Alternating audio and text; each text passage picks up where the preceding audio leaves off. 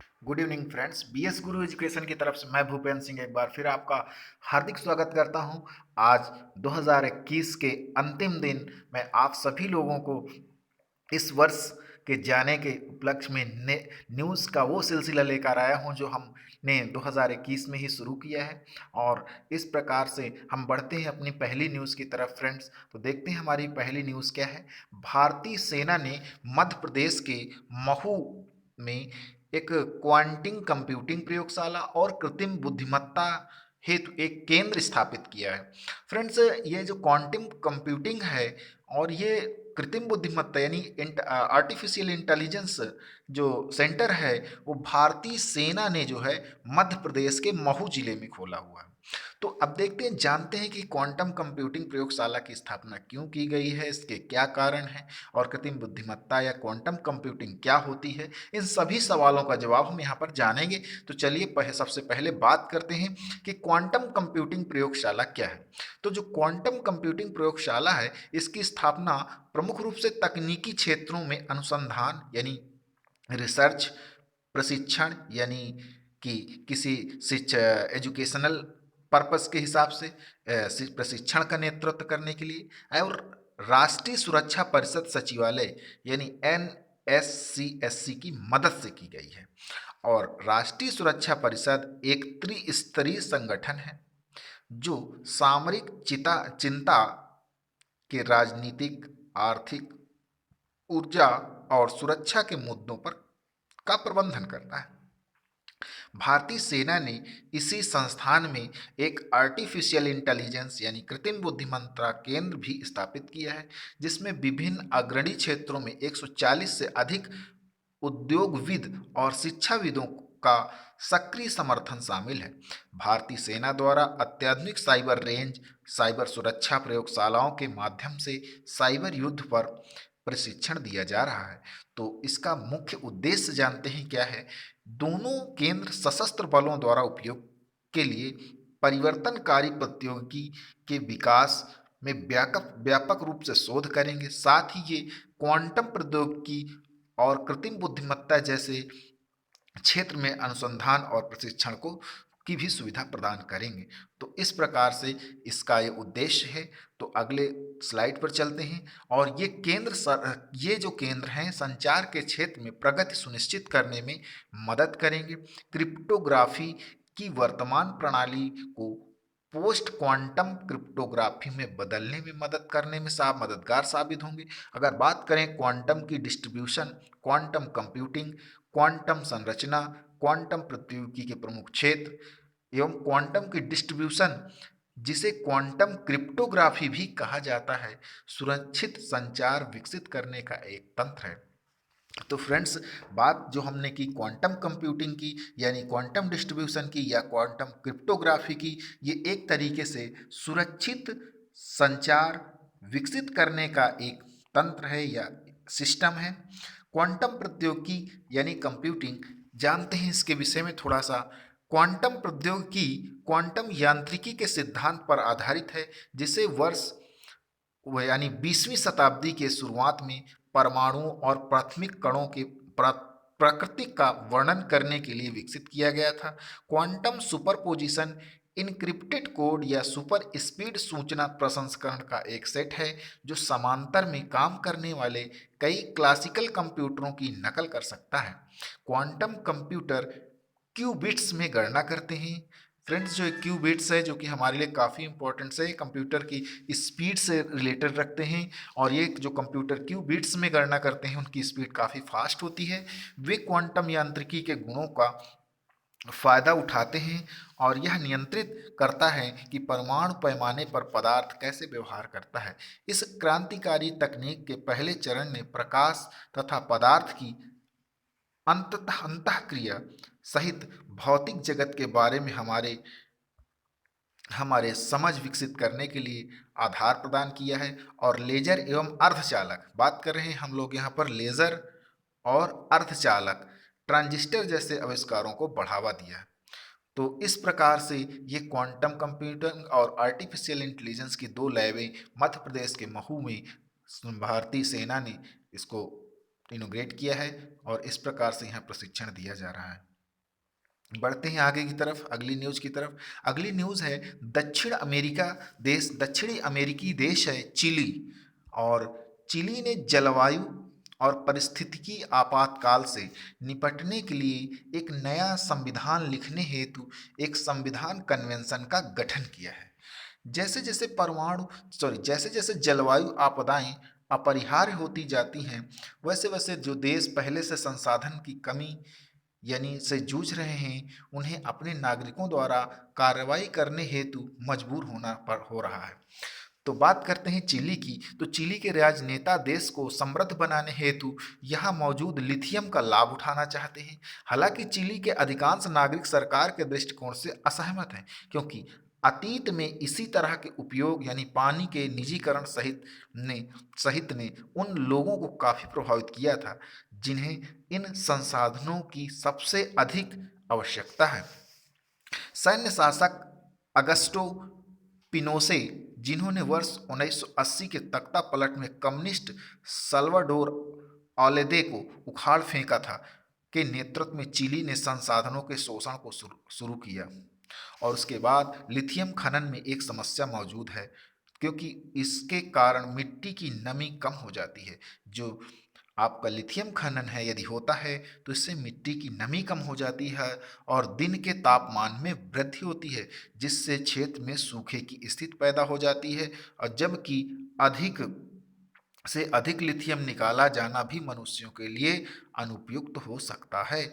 तो इस प्रकार से फ्रेंड्स ये न्यूज़ हमारे लिए इम्पोर्टेंट है रखती है। बात कर रहे हैं चिली में, और यहाँ पर ये लिथियम ट्रेंगल के अंदर आने वाला यानी ऑस्ट्रेलिया के बाद दूसरा सबसे अधिक लिथियम उत्पादित करने वाला देश है। बात करते हैं लिथियम की जो चिली में पाया जाता है। चिली में अत्यधिक लिथियम यानी ऑस्ट्रेलिया के बाद दूसरा सबसे बड़ा लिथियम उत्पादक मौजूदा देश है, जो कि बैटरी का एक अनिवार्य घटक है। यदि बात करें लिथियम की, तो जो लिथियम है ये बैटरी का एक अनिवार्य घटक है और लगभग सभी आधुनिक स्मार्ट उपकरणों में प्रयोग किया जाता है। जैसे जैसे विश्व पर जीवाश्म ईंधन की प्रतिस्थापित प्रतिस्थापित किया जा रहा है, लिथियम की मांग, इसकी कीमत में वृद्धि होती जा रही है। और भारत चिली संबंधों की यदि बात करते हैं यहीं पर, तो चिली लैटिन अमेरिका और प्रशांत गठबंधन के लिए भारत के द्वार के रूप में कार्य करता है। चिली लैटिन अमेरिका क्षेत्र में भारत का पांचवां सबसे बड़ा व्यापारिक भागीदार है। भारत चिली ने व्यापार बढ़ाने के लिए वर्ष 2017 में वरीयता व्यापार समझौते पर हस्ताक्षर किए थे। द्विपक्षीय व्यापार बढ़ रहा है और वर्ष 2017 और 18 में 2.8 बिलियन अमेरिकी डॉलर रहा।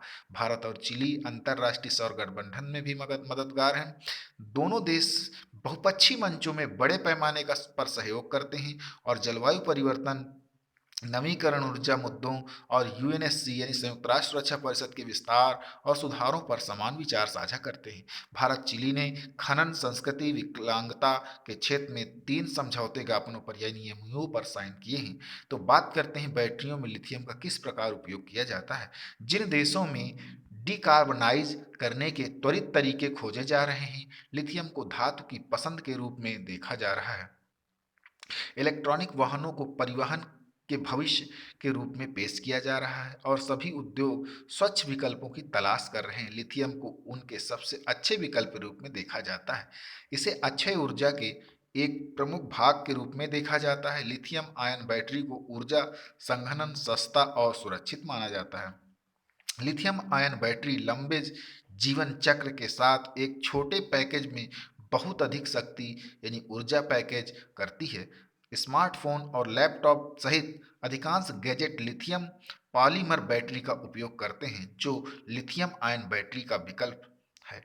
चूंकि लिथियम को मानक गैर नवीकरणीय खनिज माना जाता है, जो अक्षय ऊर्जा को संभव बनाता है, इसकी मांग में वृद्धि जारी रहने की उम्मीद है। लेकिन जलवायु परिवर्तन के खिलाफ इस लड़ाई में लिथियम खनन से जहरीले क्षेत्र बन सकते हैं। तो इस प्रकार से अगर ज़्यादा से ज़्यादा लिथियम की खुदाई या खनन होता है तो वो क्षेत्र जहरीले बन जाएंगे और वहाँ पर काफ़ी ज़्यादा जलवायु परिवर्तन के खतरे देखे जाएंगे। बात करते हैं चिली की थोड़ा सा। तो चिली दक्षिणी अमेरिका में एंडीज पर्वतमाला और प्रशांत महासागर के मध्य स्थित है, यानी एंडीज पर्वतमाला। और बात कर रहे हैं हम इसकी, तो एक तरफ से एंडीज पर्वतमाला और दूसरा प्रशांत महासागर, और ये दक्षिणी अमेरिका में स्थित है।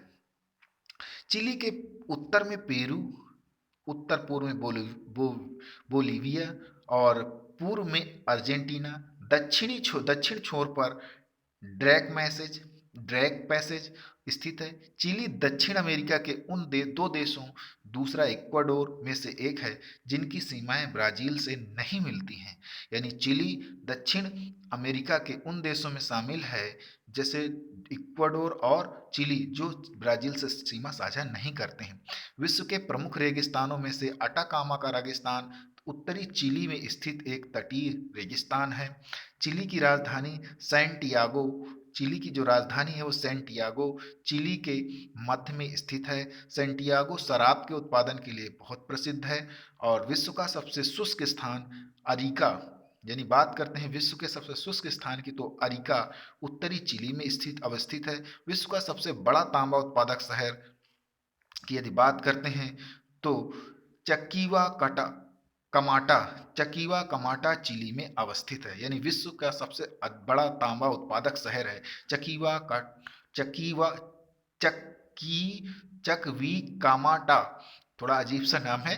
तो चकीवा कमाटा चिली में अवस्थित है। तो इस प्रकार से चिली हमारे लिए काफ़ी इम्पोर्टेंस रखती है। और इस तरह से इस देश का जो संविधान है उसमें परिवर्तन किए जा रहे हैं चिली के लिथियम आयन यानी लिथियम धातु के लिए यहाँ पर जो परिवर्तन है इसमें किए जा रहे हैं। तो इस प्रकार से बढ़ते हैं अगली न्यूज की तरफ। हम उपभोक्ता संरक्षण अधिनियम की बात करते हैं। 2019 के प्रावधानों का प्रयोग करते हुए जो केंद्र सरकार है उसने उपभोक्ता संरक्षण यानी जिला आयोग, राज्य आयोग और राष्ट्रीय आयोग के क्षेत्राधिकार नियम 2021 को अधिसूचित किया है। अधिनियम उपभोक्ता आयोग के प्रत्येक स्तर के आर्थिक क्षेत्राधिकार को निर्धारित करता है।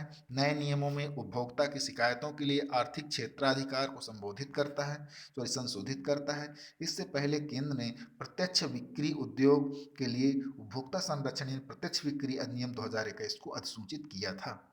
अगर बात करें प्रमुख बिंदुओं की, तो संशोधित आर्थिक क्षेत्राधिकार हैं जिला आयोग के लिए 50 लाख रुपए, पहले 1 करोड़ से कम, अब 50 लाख रुपए से 2 करोड़ रुपए राज्य आयोग के लिए, और अब 2 करोड़ से अधिक राष्ट्रीय आयोग के लिए। तो इस प्रकार से ये उपभोक्ता संरक्षण अधिनियम रखे गए हैं कि यदि इस तरह के मामले हों तो यहाँ पर इनकी सुनवाई होगी। अब बात करते हैं, एक सब वर्ड है क्रॉपलैंड क्षेत्र, यानी क्रॉपलैंड क्षेत्र। क्रॉपलैंड को मानव उपभोग चारा, यानी आप कह सकते हैं कि मानव उपभोग चारा यानी घास सहित और जैव ईंधन हेतु वार्षिक शाकाहारी फसलों के लिए उपयोग किए जाने वाली भूमि के रूप में परिभाषित किया जाता है। वार्षिक फसलों, स्थायी चारागाह, स्थानांतरित खेती की परिभाषा से बाहर रखा गया है। और यदि बात करें शाकाहारी ऊर्जा फसलें 12 मासी होती हैं जिनकी सालाना कटाई की जाती है। क्रॉपलैंड शुद्ध प्राथमिक उत्पादन की बात करें तो शुद्ध प्राथमिक उत्पादन यानी एनपीपी को ऑटोट्रॉप और उनके श्वसन द्वारा निर्धारित ऊर्जा के बीच अंतर के रूप में परिभाषित किया गया है, जो आमतौर पर भूमि की सतह तथा समय की प्रति यूनिट जैव भार में वृद्धि के बराबर है। ऑटोट्रॉप एक ऐसा जीव है जो प्रकाश, जल, कार्बन डाइऑक्साइड या अन्य रसायनों का उपयोग कर अपना भोजन स्वयं बना सकता है। ऑटोट्रॉप एक ऐसा जीव है जो प्रकाश, जल, कार्बन डाइऑक्साइड या अन्य रसायनों का उपयोग कर अपना भोजन स्वयं बनाता है। श्वसन एक रासायनिक प्रक्रिया है जो सभी जीवित कोशिकाओं में होती है और ग्लूकोज से ऊर्जा उत्पन्न होती है। तो इस प्रकार से क्रॉपलैंड की बात की हमने, क्रॉपलैंड क्षेत्रों की बात कर रहे थे। तो फ्रेंड्स ये भी हमारे लिए एक इम्पोर्टेंट न्यूज़ रखता है। अगली न्यूज़ है क्षेत्रीय व्यापक भागीदारी, आर्थिक भागीदारी यानी regional comprehensive economic partnership RCEP. Friends, Bharat का हटना किसान संगठनों, ट्रेड यूनिटों, छोटे और मध्य औद्योगिक उत्पादकों के संघों के लिए एक बड़ी जीत है। यानी जो आरसेप है फ्रेंड्स, ये 2020 में इस पर भारत ने सिग्नेटरी नहीं है भारत इसका। तो इसमें कहा जा रहा है कि भारत के जो छोटे छोटे यूनियन हैं, छोटे किसान हैं, मध्यम उद्योग के उत्पादकों के जो संघ हैं, उनकी एक बड़ी जीत माना जा रहा है। तो आरसेप विश्व के सबसे बड़े व्यापारिक ब्लॉकों में से एक है। यानी जो आरसेप है, ये एक विश्व के सबसे बड़े व्यापारिक ब्लॉक में से एक है, जिसमें 15 देश आते हैं, जिसमें कि चीन, जापान, दक्षिण कोरिया, ऑस्ट्रेलिया, न्यूजीलैंड और आसियान के 10 देश समूह शामिल हैं। तो इस प्रकार से इनके बीच हस्ताक्षर किए गए हैं 2020 में। भारत आरसेप वार्ता से हट गया है। प्रमुख बिंदु की अगर बात करें तो आरसेप के भारत के डेयरी क्षेत्र द्वारा आरसेप का विरोध किया गया है। यानी भारत ने डेयरी क्षेत्र का जो है सिस्टम, उसमें से विरोध किया है। तो क्योंकि ऑस्ट्रेलिया और न्यूजीलैंड जैसे विश्व वैश्विक दुग्ध उत्पादक देश आरसेप समझौते में शामिल हैं। पिछले 25 वर्षों में भारतीय नीति से जानबूझकर नीति निजी दूध कंपनियों के विकास को प्रोत्साहित किया है। फिलहाल ये कंपनियां भारतीय किसानों से दूध खरीदने को बाध्य हैं। कारण यह है कि भारत में विदेशी डेयरी उत्पाद पर लागू टैरिफ लगभग 35% है, यानी 34.8% है। यदि भारत ने आरसेप पर हस्ताक्षर किए होते तो बाध्य शुल्क शून्य हो जाता और तब भारतीय किसानों को दूध खरीदने के बजाय न्यूजीलैंड के अथवा ऑस्ट्रेलिया से दूध आयात करना कहीं अधिक लाभदायक होता। इसलिए भारत समझौते का विरोध में था। तो इस प्रकार से ये बात आरसेप की है, क्योंकि भारत ने इसका विरोध किया। क्यों विरोध किया? क्योंकि भारत में जो विदेशी डेयरी प्रोडक्ट्स हैं, उनमें 35% का टैरिफ लागू है। यदि ये टैरिफ हट जाता तो विदेशी जगहों से, जैसे न्यूजीलैंड और ऑस्ट्रेलिया से दूध आयात करना कहीं सस्ता होता भारत की खरीद से। तो इस प्रकार से यदि ऐसा होता तो भारतीय किसान, यानी भारतीय दूध उत्पादक किसान बहुत समस्या में आते। इसकी वजह से भारत ने इसका विरोध किया है। बात करते हैं इसी के तहत डब्ल्यूटीओ में कुछ नियमों की। तो विश्व व्यापार संगठन एक देश को एक निश्चित सीमा तक अधिकतम टैरिफ या किसी दिए गए कमोडिटी लाइन के लिए बाध्य टैरिफ तय करने की अनुमति देता है। दूसरी ओर आरसेप देशों को अगले 15 वर्षों के भीतर उस स्तर को शून्य करने के लिए बाध्य करता है। किसी उत्पाद श्रेणी में अधिकतम टैरिफ को बाध्य टैरिफ दर कहा जाता है। हालांकि टैरिफ दरें सभी उत्पादों और देशों में भिन्न हैं। वास्तविक टैरिफ दर को लागू टैरिफ दर कहा जाता है। अगर बात करते हैं श्वेत क्रांति की, तो 1970 में भारत में श्वेत क्रांति की अवधारणा डॉक्टर वर्गीज कुरियाना द्वारा प्रस्तुत की गई थी। उनके अधीन गुजरात सहकारी दुग्ध विपणन संघ लिमिटेड, यानी राष्ट्रीय डेयरी विकास बोर्ड जैसे कई महत्वपूर्ण संस्थान स्थापित किए गए थे। ग्राम दुग्ध उत्पादों की सहकारी समितियों को इस क्रांति की आधारशिला माना जाता है। ऑपरेशन फ्लड, अगर बात करते हैं ऑपरेशन फ्लड की, के दौरान उनकी प्रमुख भूमिका को विकास के इंजन के रूप में देखा जाता है। नीति के संयुक्त उद्यमों, विलय, अधिग्रहण के माध्यम से डेयरी क्षेत्र में बहुराष्ट्रीय डेयरी निगमों के प्रवेश का भी समर्थन किया जाता है। तो इस प्रकार से फ्रेंड, ये डेयरी उत्पादन के क्षेत्र में काफ़ी भारत ने जो फैसले लिए आरसेप में ना शामिल होने का, ये काफ़ी फायदेमंद रहा। अगली न्यूज़ की तरफ बढ़ते हैं। शिक्षा मंत्रालय के नवाचार प्रकोष्ठ ने संस्थानों की नवोन्मेषण यानी नवीन उपलब्धियों पर संस्थानों की अटल रैंकिंग यानी ARIIA 2021 को जारी किया। कब इसका पहला संस्करण 2019 में हुआ था। यह छात्रों तथा संकायों के बीच नवाचार, उद्यमिता, विकास से संबंधित संकेतकों पर भारत के सभी प्रमुख उच्च शिक्षण संस्थानों एवं विश्वविद्यालयों के व्यवस्थित रूप से रैंकिंग प्रदान करने के लिए शिक्षा मंत्रालय और अखिल भारतीय तकनीक शिक्षा परिषद की एक संयुक्त पहल है। अगर बात करें, ARIIA नवाचारों की गुणवत्ता पर ध्यान केंद्रित करता है और राष्ट्रीय और अंतर्राष्ट्रीय स्तर पर इन नवाचारों द्वारा व्युत्पन्न वास्तविक प्रभाव को मापने का प्रयास करता है। अगर यदि इन संस्थानों का मूल्यांकन ARIIA संस्थानों का मूल्यांकन निम्नलिखित मानकों पर करता है, जैसे बजट और अनुदान सहायता, बुनियादी ढांचा और सुविधाएं, आइडिया जनरेशन और इनोवेशन के लिए जागरूकता, प्रचार और समर्थन, उद्यमिता विकास के लिए प्रोत्साहन और सीखने के अभिनव तरीके और पाठ्यक्रम, बौद्धिक संपदा सृजन, प्रौद्योगिकी हस्तांतरण, व्यावसायिक और संस्था के शासन में नवाचार। अब बात करते हैं इसकी रैंकिंग के विषय में थोड़ी सी। रैंकिंग का इसका क्या महत्व है? रैंकिंग निश्चित रूप से भारतीय संस्थान को अपने परिसर में उच्च गुणवत्ता वाले अनुसंधान, नवाचार और उद्यमिता को प्रोत्साहित करने के लिए अपनी मानसिकता को पुनः उन्मोचनित करने और परितंत्र का निर्माण करने हेतु प्रेरित करेगी। इसके अलावा हाल ही में घोषित नई शिक्षा नीति 2020 भी इन प्रयासों को अधिक प्रभावी और कुशल और लंबे समय में प्रभावशाली बनाएगी। Bharat global innovation index ranking में लगातार सुधार कर रहा है और अब यह 2015 में 81वें यानी 81 में से बढ़कर आपका 46वें स्थान पर पहुंच गया है। 2021 में यह विश्व के तीसरे सबसे बड़े स्टार्टअप हब के रूप में भी उभरा है। अगर बात करें इनोवेशन ग्लोबल इनोवेशन इंडेक्स में, तो 2021 में भारत का 46वां स्थान है। और उच्च शिक्षा और वैश्विक विद्यालयों के लिए अन्य रैंकिंग की बात करते हैं तो भारत रैंकिंग 2021 इसे राष्ट्रीय संस्थान रैंकिंग फ्रेमवर्क छठे संस्करण द्वारा स्थापित की शिक्षा मंत्रालय द्वारा जारी किया गया। इसके बाद आती है अगली क्यूएस वर्ल्ड यूनिवर्सिटी रैंकिंग। यह विश्वविद्यालय रैंकिंग का पहला वार्षिक प्रकाशन है जिसमें क्वेलेरी साइमंड्स क्यूएस द्वारा जारी की सॉफ्ट रिलीज प्रोटोकॉल का पालन है और रिलीज के बाद की गई निगरानी के लिए प्रावधान के बाद नंदनकानन जूलॉजिकल पार्क के विषय में बता रहे हैं यहाँ पर। तो बात करते हैं यहाँ पर हम सॉफ्ट रिलीज प्रोटोकॉल पालन और रिलीज के बाद निगरानी किए गए प्रावधान में नंदनकानन जूलॉजिकल पार्क की बात कर रहे हैं। इसमें एक रेडियो टैग करके पेंगुलिन को छोड़ा गया है। तो रेडियो टैगिंग एक ट्रांसमीटर द्वारा किसी वन्य जीव की गतिविधियों पर नजर रखी जाती है। इससे पहले कई वन्य जीव जैसे बाघ, तेंदुआ, प्रवासी पक्षियों को भी टैग किया जा चुका है। पेंगुलिन टेढ़े मेढ़े एंटीटर स्तनधारी होते हैं और इनकी त्वचा को ढकने के लिए एक बड़े सुरक्षात्मक केराटिन स्केल्स होते हैं।